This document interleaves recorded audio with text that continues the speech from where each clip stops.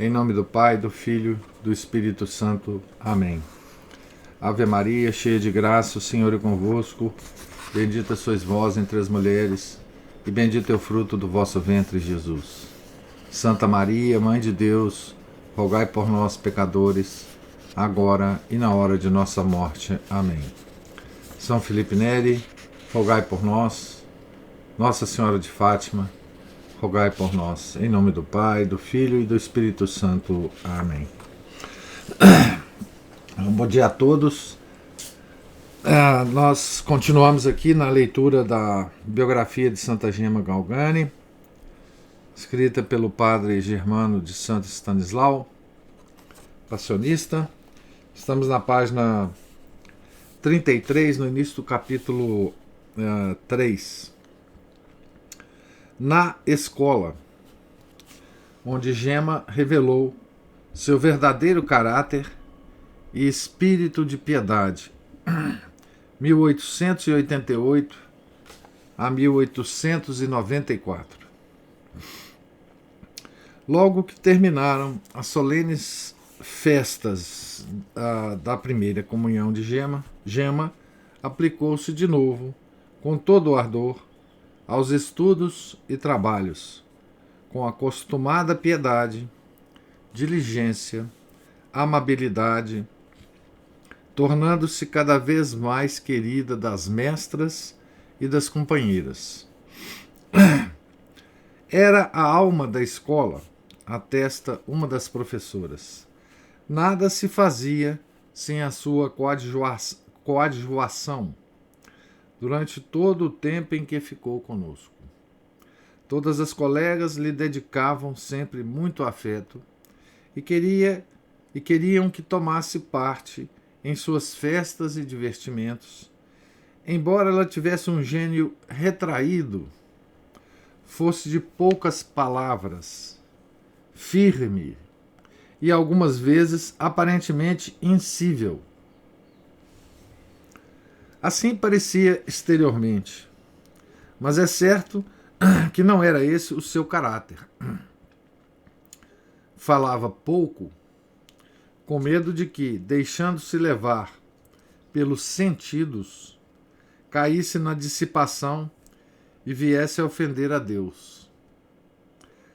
Como, por vezes, de forma muito ingênua, confiou ao seu diretor. Ela sabia tão bem dominar-se que fazia parecer natural o que era fruto de virtude. Uma pessoa, vendo-a tão séria e reservada, chamou-a de altiva e soberba. Porém, ela, sorrindo, perguntou: "Que quer dizer soberba?" "Eu nem penso nisso. Não respondo porque não sei o que dizer. Ademais, ignoro se respondo bem ou mal. Assim prefiro estar calada. E adeus." Depois de crescida, recordando-se de ter sido algumas vezes censurada como soberba, acrescentava com aquela sua candura e humildade incomparáveis: "Sim, eu tinha por demais esse pecado, mas Jesus sabe se eu o conhecia ou não. Frequentemente ia procurar as mestras, as outras alunas e a superiora para pedir-lhes perdão desta falta. Depois, ao recolher-me durante minhas noites, chorava sozinha, mas sem conhecer este pecado. Oh, tivessem todos esta soberba, cuja raiz produz tão belos frutos de humildade." Então, a Santa Gema não conhecia esse pecado. Mas como diziam para ela que ela tinha esse pecado, então ela pedia perdão a Deus, né, e às pessoas por ter esse pecado que ela desconhecia, né? O traço dominante do seu caráter era exatamente a vivacidade. Quem atentamente a observasse reconheceria logo que o seu temperamento era ardente, fervendo-lhe o sangue nas veias, e que, sem a violência que se fazia continuamente a si mesma, teria sido, como diziam, uma criatura de gênio arrebatado. Além disso, com o espírito pronto e perspicaz que possuía, teria podido elevar-se acima de qualquer outro. Então, era italiana, né?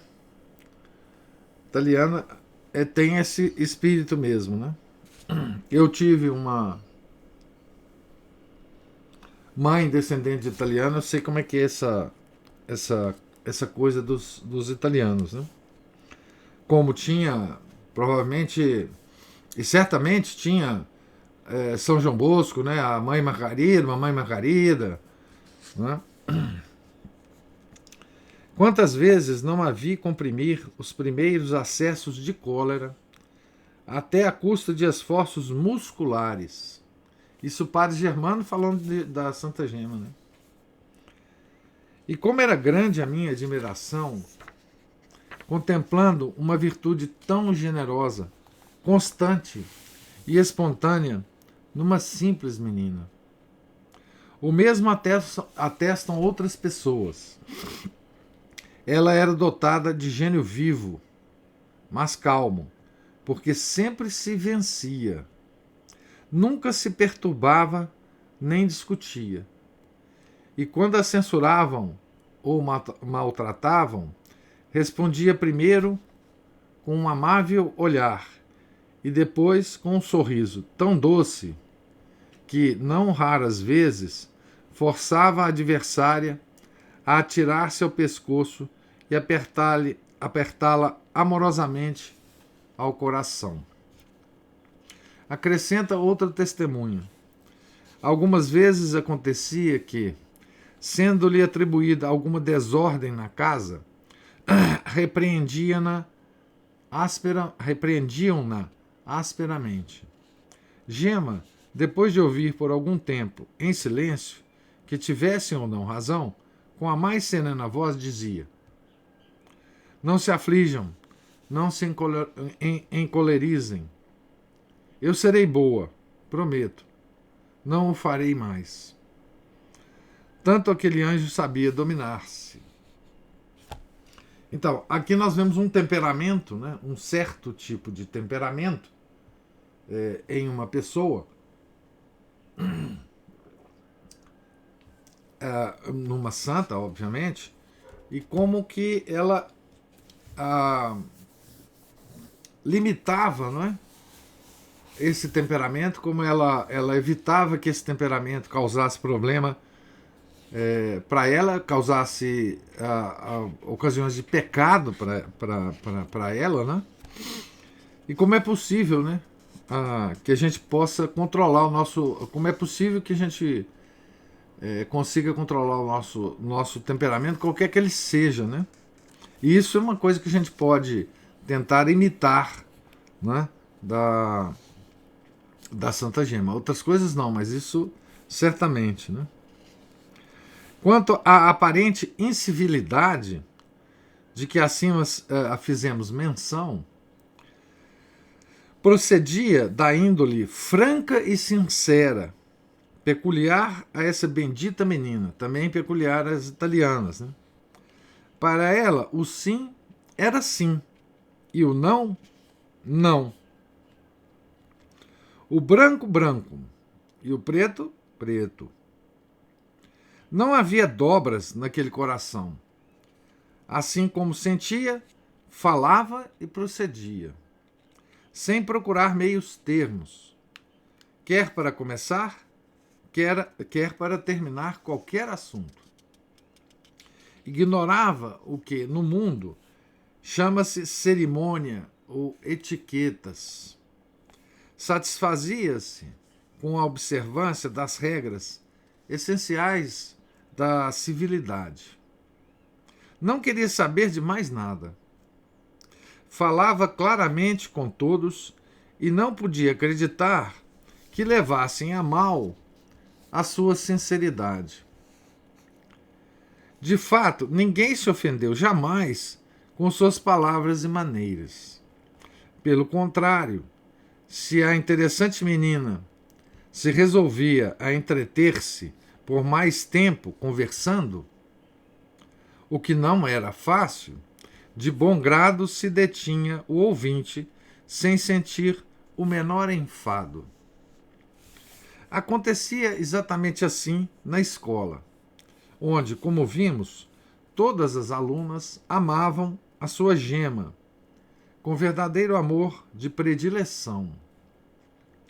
Tanto que, quando ela teve de sair e deixar o colégio por estar doente, foi uma tristeza geral no meio daquelas meninas. Por esta singular reserva no falar e o seu habitual recolhimento, alguns a julgaram tímida e outros pouco menos que estúpida. A boa Gema, porém, não se preocupava com essas apreciações, e se alguém insistia para que respondesse, modestamente dizia: e por que teria eu de agradar ao mundo? Estúpida sou por certo. E que fazer se me julgam como sou? Quanto ao mais, não me importo com isso. Uma vez foi visitá-la um médico. Vendo-a tão modesta, recolhida e reservada, sem permitir que a tocassem, isso é característico da Santa Gema, e será sempre, né? Ela não permitia que ninguém a tocasse. Tomou-a por fanática e, concluída a visita, pôs-se a apresentar-lhe alguns dos seus argumentos tirados da escola do mundo, para convencê-la de que ela estava errada. Gema, que até então se tinha conservado calada, animou-se de repente e, com raciocínios lógicos e prontos, expressos com palavras veementes, rebateu de tal modo, um por um, daqueles fracos argumentos, que o sábio doutor não soube como replicar, retirando-se em grande confusão e em meio a uma singular admiração dos circundantes. Eu mesmo, o autor, né, quis mais de uma vez experimentá-la, procurando atrapalhá-la com sofismas de toda a espécie, e tive sempre que me declarar vencido pelas respostas judiciosas, sutis e inteligentes que ela me dava. Tão verdade é que, abre aspas, os homens julgam pela aparência, mas só Deus conhece bem o coração, fecha aspas. Isso aí é uma citação dos Salmos, que está aí a referência no pé de página, Salmo 1, né? Versículo 16. Não, Samuel, 1 Samuel 16, 7. Ora, voltando ao primeiro assunto, eis em que termos as mestras manifestam a sua admiração por essa extraordinária menina, no longo atestado do qual tirei o que até aqui tenho dito. Então, vamos ver aqui o testemunho da irmã Júlia Sestini. Todas as mestras, começando pela Madre Superiora Guerra, que foi professora de Gema no curso mais adiantado, nos anos de 1891 a 1892, tiveram sempre muito amor e estima pela querida aluna. Eu que escrevo, em função do meu ofício, tive ocasião de ver mais de perto a Gema do que as outras irmãs, e pude admirar sempre a sua sólida piedade e ingenuidade quase infantil. Desde os primeiros dias em que a conheci, considerei-a como uma aluna muito privilegiada de Deus, mas oculta aos olhos do mundo. Notei que, ensinando às alunas a fazerem um pouco de meditação de manhã e alguns minutos de exame de consciência à noite, ela, que já conhecia essas práticas de religião, as observou sempre com a melhor boa vontade. Porém, nunca pude obter que me dissesse quanto tempo se demorava nessas devoções. E só por algumas respostas evasivas que dava, quando interrogada, pude avaliar que dedicava muitos momentos, principalmente à meditação. Ávida de ouvir a palavra de Deus, mostrava-se muito contente nos dias em que o sacerdote, que era o excelentíssimo padre Rafael Cianetti, vinha a explicar o catecismo. O mesmo acontecia com as outras práticas que havia no Instituto, nas diversas festas do ano. Queria tornar-se santa, à imitação da venerável Bartolomeia Capitaneu. E eu recordava-lhe muitas vezes este propósito, repetindo-lhe: pensa, gemas, que deve ser uma gema preciosa. Aqui tem vários nomes que foram mencionados aqui e que são explicados nas notas aqui do pé da página, né? Sobre a Santa Bartolomeia Capitanio,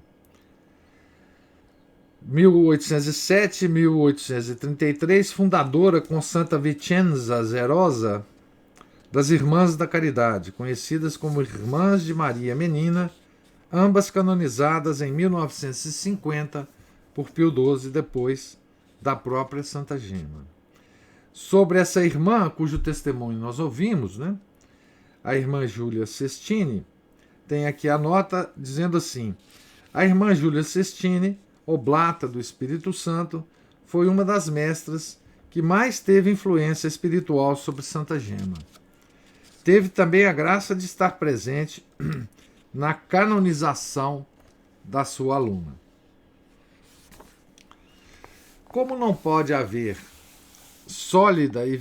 deixa eu mencionar só uma coisa. A respeito dessa meditação, que é a oração da igreja, chamada oração mental, né? Nós vamos ter uma ideia da extensão, né? Que essa oração tinha na vida da Santa Gema, né? E como que era exatamente nessas orações que ocorriam os êxtases, enfim, todas as operações sensíveis, né, que Nosso Senhor manifestava no corpo de Santa Gema, né? Era uma coisa extraordinária, de fato. Como não pode haver sólida e verdadeira santidade que não seja formada aos pés da cruz do Senhor, essa frase a gente tem que guardar, né? Assim, daquelas frases que a gente escreve para não esquecer, né? Como não pode haver sólida e verdadeira santidade que não seja formada aos pés da cruz do Senhor, Deus lhe inspirou um vivo desejo de conhecer cada vez melhor esse grande mistério, o mistério da paixão, né? Nós vamos ver como é que vai se desenrolar isso, né? Na biografia dela. Escreveu Gema: a mestra, que no tempo de retiro da primeira comunhão tinha me falado tanto sobre a paixão, um dia, talvez porque visse em mim alguma mudança, procurou de novo dar-me algumas explicações piedosas. porém lentamente, e me repetia muitas vezes: Gema, tu és de Jesus e deves consagrar-te toda a Ele. Sê boa. Jesus está contente contigo, mas também tens necessidade de muito auxílio. A meditação sobre a paixão deve ser a devoção mais cara. Oh, se eu pudesse ter-te sempre comigo, aquela boa mestra adivinhara o meu pensamento. Outras vezes dizia-me: Gema, quantos dons Jesus te fez? Eu, que nada sabia de tudo isso, me conservava calada. Esse é o trecho da Santa Gema aqui, né? Entretanto, a piedosa menina desejava ardentemente saber a fundo o que lhe parecia ainda não entender. Chegou-se à boa mestra e, com tão grandes e contínuas instâncias, lhe suplicou minuciosas explicações. Esta concordou em fazê-lo todos os dias em que, na escola, obtivesse a nota 10, tanto no estudo como no trabalho. Vocês estão lembrados, né, que nas primeiras explicações que a Santa Gema teve da paixão, ela passava fisicamente mal, né, tinha febre, etc. E foi essa prática foi interrompida lá quando ela era mais nova, né? Mas agora a coisa vai andar, né? Então, toda vez que ela tirava 10, então tinha uma explicação sobre a paixão. Que melhor prêmio do que este? Dizia Gema a si mesmo. E, redobrando a aplicação, conseguiu, desde aquele dia, ganhar quase sempre aqueles pontos de merecimento, pelo que lhe foi concedida a tão desejada recompensa.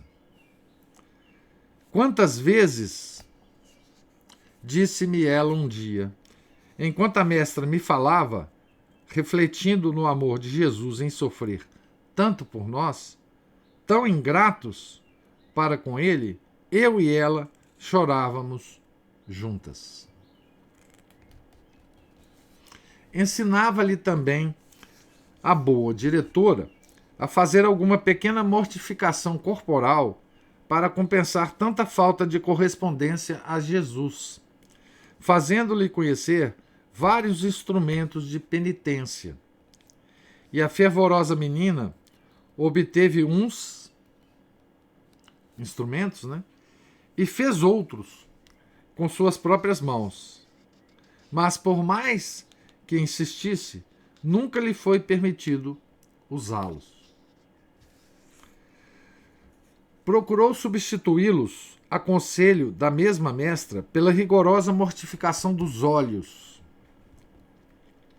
da língua e de todos os sentidos, especialmente da vontade, em cujo exercício se tornou verdadeiramente admirável pelo resto de sua vida, como veremos adiante. Mortificação da vontade, que é uma coisa que a gente também pode tentar imitar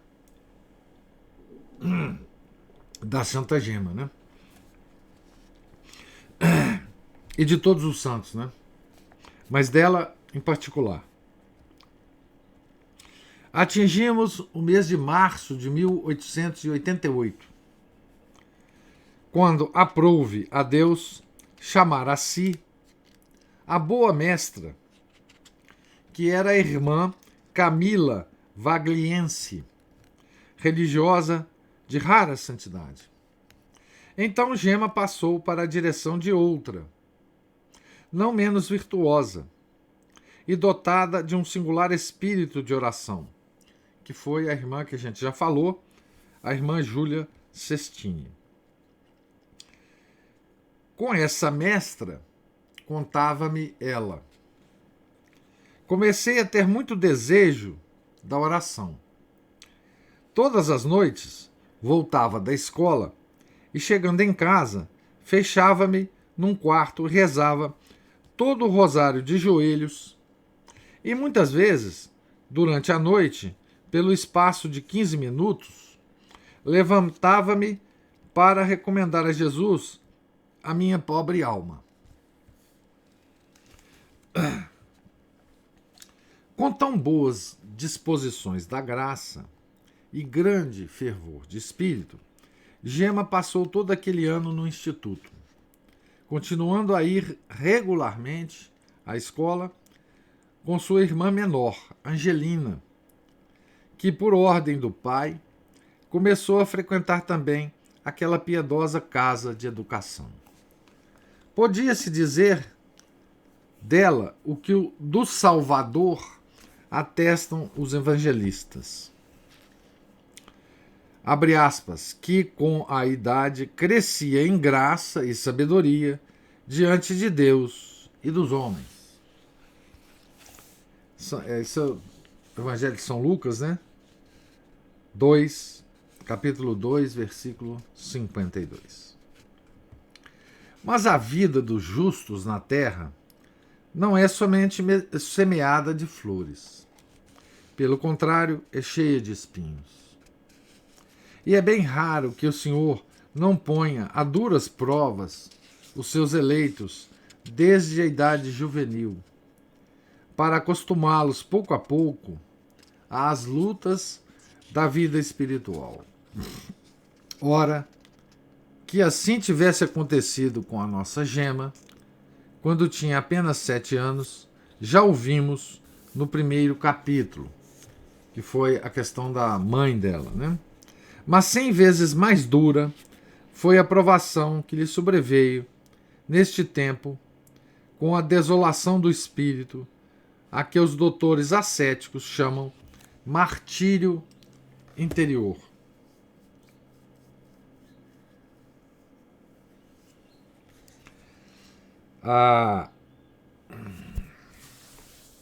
Aqui tem uma nota, né, citando São João da Cruz. Purificações passivas. Na linguagem de São João da Cruz. Né? O que o padre Germano vai chamar de martírio interior, né? São João da Cruz chamava purificações passivas, na linguagem de São João da Cruz, noite escura, né? Abre aspas, tal purificação produz passivamente na alma a negação de si mesma e de todas as coisas. Até então só tinha tido consolações, atrativos celestes e estímulos para o perfeito exercício de todas as virtudes. Agora, porém, invadia-a o tédio, a tristeza, a repugnância para a oração, e não lhe era mais tão sensível o aborrecimento que dantes tinha por tudo que era do mundo. Então aqui, não é? Além da secura espiritual, a atração do mundo também aumentou, né? A atração das coisas do mundo. Que faz parte também do martírio, né? Poucas vezes sentia a presença do seu Jesus. E aquelas expansões amorosas, que no princípio lhe eram tão comuns, agora pareciam um sonho. Aqui tem uma citação de São João da Cruz também, na nota. Quando Deus, de fato, põe a alma nessa noite escura, a fim de purificar-lhe o apetite sensitivo, por meio da aridez, não a deixa encontrar gosto ou sabor em coisa alguma. Isso é de São João da Cruz, né? Quem pode exprimir a angústia de sua alma tão fervorosa, entregue a esse estado a que não estava habituada? Então, ela é apenas uma menina, né?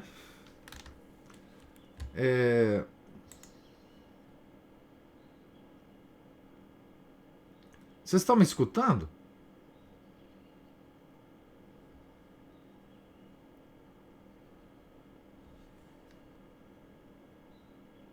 Ah, ok. Então, veja bem, uma menina, né? Que provavelmente não entendia ainda o que estava acontecendo com ela, né? Porque não tinha ainda a formação. E estava sendo testada de uma maneira que os grandes místicos têm até dificuldade de entender, né?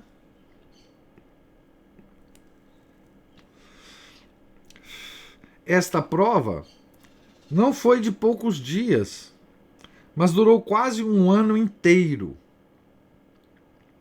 Contudo, este tempo não foi perdido para ela. Antes lhe foi de grande vantagem, parecendo que lhe escapava aquele Deus a que tanto amava, cada vez com mais ardor o procurava, desprendendo-se de todo o afeto às coisas terrenas, frequentando com maior fervor a sagrada comunhão e aperfeiçoando-se na prática das mais sólidas e sublimes virtudes. Então, como Deus tinha se escondido dela, né, ela o procurava com mais fervor ainda, né?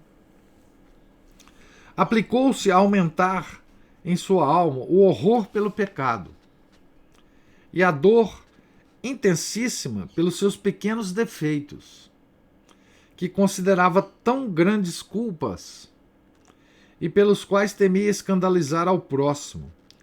A todos pedia perdão e desculpa. Para mais se purificar, quis renovar a confissão geral. Mas o prudente confessor que não é o padre Germano, né? Que é o padre Volpe, né? Que bem conhecia a sua inocência, não permitiu. Não era muito agradável aos parentes o gênero de vida da pequena gema, desconhecendo quais os desígnios do céu sobre ela, que devia ser elevada a tão grande santidade. Por isso, censuravam-na frequentemente. Queriam que se distraísse e impediam-na de sair de manhã cedo e de ir muito à igreja. À tarde, insistiam para que passeasse com as irmãs, trajando como elas, e outras 1000 coisas que muito lhe amarguravam o coração. Então, aqui, como a Santa Gema não estava vivendo no mundo como ela sempre viveu, né?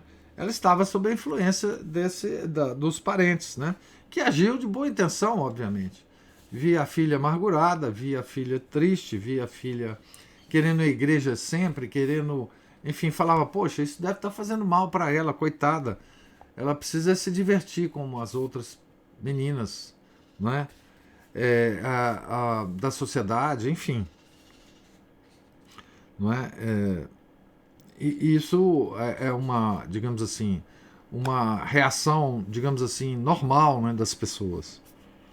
Mas Deus depressa veio em seu auxílio, permitindo que no dia 15 de março do ano seguinte, de 1890, com a morte do seu tio Maurício, e tendo já falecido 2 anos antes o seu avô Carlos, as duas tias Helena e Elisa viessem morar com seu irmão Henrique, pai de Gema. Eram essas duas senhoras muito piedosas e amáveis. Desde que entraram em casa, a boa Gema sentiu-se consolada por ter a sua guarda a elas confiada. Antes da escola, ia com elas todos os dias assistir à missa, e à tarde também as acompanhava na visita ao Santíssimo sacramento. Rezavam juntas e entretinham-se em santas conversações. Parecia-lhe quase ter voltado àqueles belos dias em que vivia sua mãe. Desse tempo em diante, nunca mais deixou a Sagrada Eucaristia. A princípio, comungava 3 vezes por semana, não lhe concedendo o confessor licença para fazê-lo mais frequentemente. Depois, aproximava-se da Santa Mesa infalivelmente todos os dias.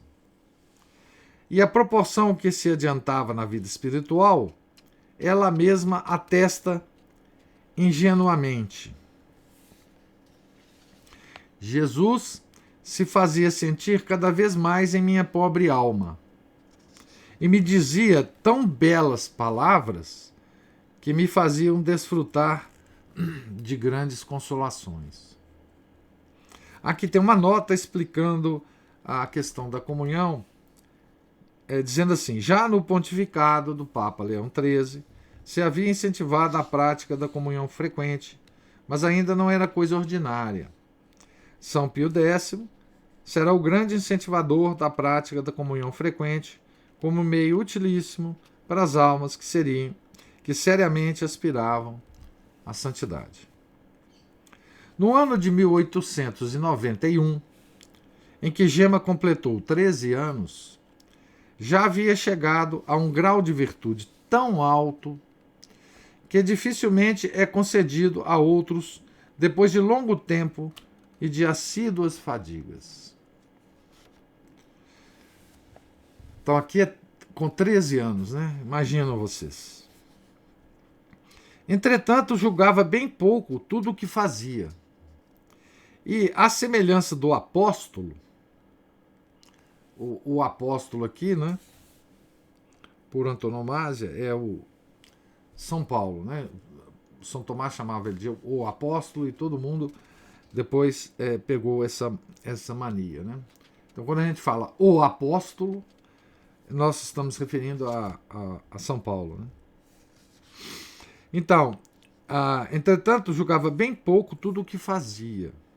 E à semelhança do apóstolo, não olhando para o passado, mas tendo a vista fixa naquela perfeição, a qual se sentia chamada por Deus, com enorme coragem, trabalhava para melhorar e aperfeiçoar o seu espírito. Para este fim, apresentou-se-lhe uma boa ocasião em meado deste ano, como passamos a narrar. Costumavam as religiosas do Instituto de Santa Zita oferecer de 2 em 2 anos, também às alunas externas, um curso de exercícios espirituais. Não me parecia verdade, escrevia Gema mais tarde, que eu tivesse a sorte de vir a encontrar-me de novo com Jesus. Desta vez, porém, eu estive só, sem auxílio algum. Ela queria dizer sem nenhuma assistência das mestras, as quais, sabendo que a santa menina podia muito bem fazer todos os exercícios por si mesma, deixaram-na sozinha. Assim, continua ela, compreendi bem que Jesus me mandava este ensejo de conhecer-me melhor a mim mesma, purificar-me mais, a fim de lhe ser mais agradável. Anotando esse retiro no livrinho, que continha suas mais preciosas lembranças, escreveu: exercícios feitos em 1891, nos quais Gema deve se converter e dar-se toda a Deus. Isso ela própria escrevendo, né? Poderá, porventura, haver para o retiro disposições melhores do que as que tinha esta tão fervorosa menina aos 13 anos? Lembro-me que o pregador nos mandou, isso é Santa Gema falando, né? lembro-me que o pregador nos mandou fazer a meditação sobre o pecado. As meditações são a de Santo Inácio, né? Então, conheci bem o quanto eu merecia que todos me desprezassem. Via-me ingrata para com meu Deus e carregada de tantos pecados.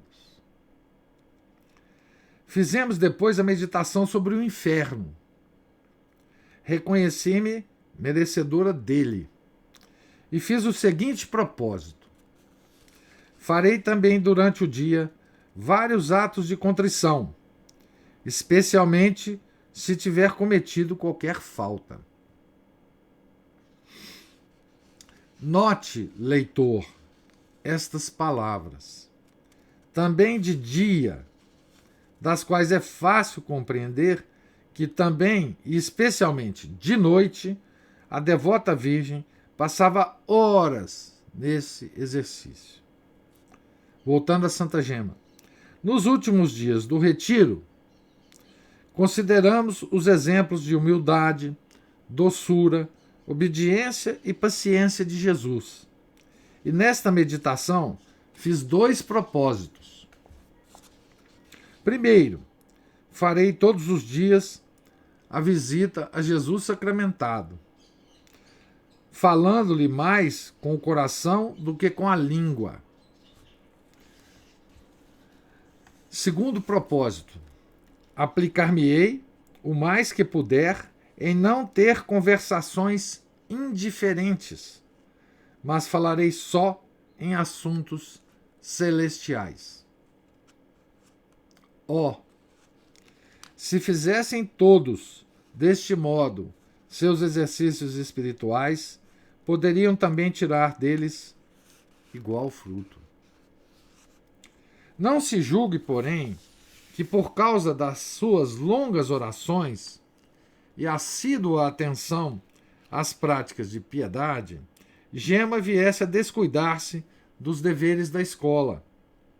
Pelo contrário, sempre foi uma das alunas mais diligentes e nos exames anuais obtinha os melhores prêmios. Nos anos de 1893 e 1894, ganhou o Grande Prêmio de Ouro de Religião, que só se conferia às alunas que durante todo o curso tivessem tirado sempre a nota 10 nas lições de doutrina cristã. Na exposição dos trabalhos escolares no Instituto, muitas vezes as mestras conseguiam vencer a grande repugnância que a humilde menina sempre mostrava em fazer-se notar. Obrigavam-na a apresentar exercícios de francês e aritmética, a recitar poesias e outras composições, o que também prova a sua inteligência e adiantamento. Conta-se que seus parentes, vendo-a tão aplicada, muitas vezes a censuravam, dizendo: mas para que mais estudos? Já sabes tanto e ainda não te basta? Então aí são os parentes, né?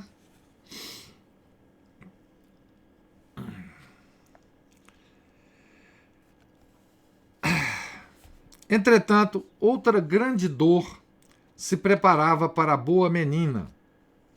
Gino, seu irmão, de quem já falamos, tendo contraído o mal a que sucumbira a mãe, a tuberculose, estava reduzido ao fim da vida. Gema amava-o ternamente e era correspondida com igual afeto. Eram 2 almas que se combinavam perfeitamente, no mesmo modo de ver e sentir, principalmente quanto à piedade. Eu o amava mais do que a todos os outros, dizia Gema. Estávamos sempre juntos nos dias feriados e nos divertíamos em fazer altarzinhos e festas. Desejoso de seguir a carreira eclesiástica, obteve do pai a licença para entrar no seminário. Já estava iniciado na vida clerical, tendo recebido as ordens menores, e se preparava para as maiores, quando foi acometido pela doença. Ora, como podiam aquelas duas almas separar-se nessa extremidade? O bom moço, logo que sabia estar em casa a amada irmã, a queria sempre ao seu lado, junto à cama. Aqui, gente, tem uma nota de pé de página, tá certo? Que fala como que o Concílio Vaticano II acabou com essas ordens menores, tá? Então depois vocês leiam aí, eu não tô... quer dizer, vocês leiam como era antigamente, como ficou agora. Eu não tenho o menor prazer de ler sobre isso. Mas, enfim, está aqui na nota de pé de página.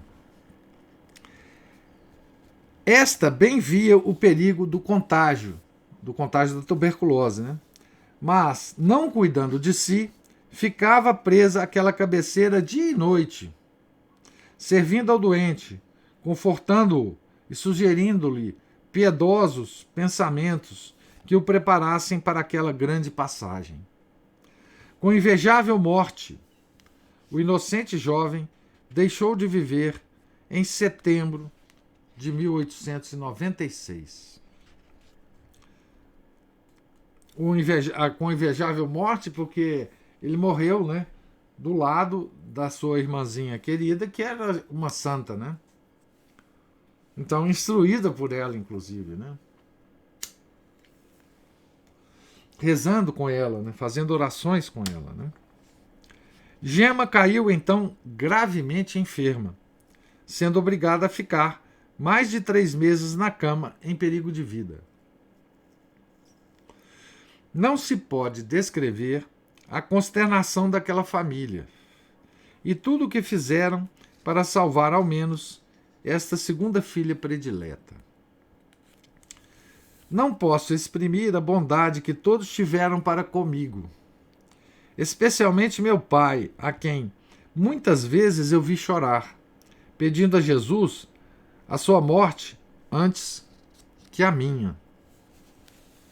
Parece que o céu o atendeu, pois que no fim de 2 anos, o extremoso pai morreu, como veremos no capítulo seguinte, enquanto que Gema, depressa, se restabeleceu. Mas em consequência da doença,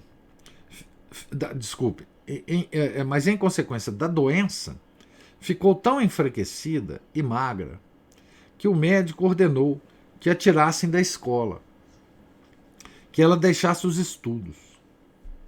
Resignou-se à vontade de Deus e do Pai, e tranquila voltou para a solidão do lar, levando na mão a sua dúplice coroa de rosas e de espinhos. Felizes rosas, mas ainda mais felizes espinhos, porque se aquelas consolam e deleitam a alma, estes a purificam e retemperam. E mais feliz ainda quem, como Gema, sabe recebê-las ambas com igual fé e amor. Então aqui nós terminamos o capítulo 3. Eu vou parar aqui porque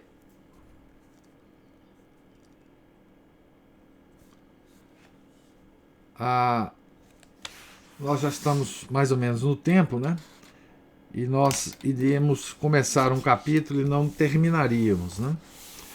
Então vocês veem que a estrutura da biografia do padre Germano, vocês podem fazer as observações suas aí se tiverem. Ele vai contando a biografia, ele vai narrando, né, a biografia de Santa Gema por períodos de anos, né? Certo? sempre será assim. É claro que até um certo ponto ele vai contando ano a ano, depois ele vai mudar um pouco a estrutura da biografia e vai falar sobre as características da santidade que ele percebe na Santa Gema, né? Enfim, ele vai falando isso até o ano da morte dela, mas depois ele vai retornar e aí ele vai fazer as observações que ele, como diretor espiritual, né, a partir do capítulo 14, né, ele vai mencionar, né, todas as características da santidade de Santa Gema, dos fenômenos que ocorriam com ela, né, mais detidamente com conhecimento de causa de diretor espiritual dela, né? E ele tinha muito material porque ela escrevia muito para ele, porque ele não morava na mesma cidade da Santa Gema, então ele tinha esses registros, né, escritos, e aqui ele vai compartilhar com o leitor muitos desses registros, né, das próprias palavras de Santa Gema. Então, até lá pelo capítulo 13, ele vai narrando a vida dela por períodos de ano. Depois ele vai mudar um pouco essa forma de contar, né? Certo? Então, como não há nenhuma observação, eu termino aqui então a nossa leitura. Deus lhes pague a paciência e a permanência aqui. Amanhã não, né? Na segunda nós nos encontraremos de novo aqui, se Deus quiser, para continuar a leitura. Tenham todos um santo dia. Em nome do Pai, do Filho e do Espírito Santo. Amém. Ave Maria, cheia de graça, o Senhor é convosco. Bendita sois vós entre as mulheres, e bendito é o fruto do vosso ventre, Jesus. Santa Maria, Mãe de Deus, rogai por nós, pecadores, agora e na hora de nossa morte. Amém. Santa Gema Galgani, rogai por nós. São Felipe Neri, rogai por nós. Nossa Senhora de Fátima, rogai por nós. Em nome do Pai, do Filho, do Espírito Santo. Amém.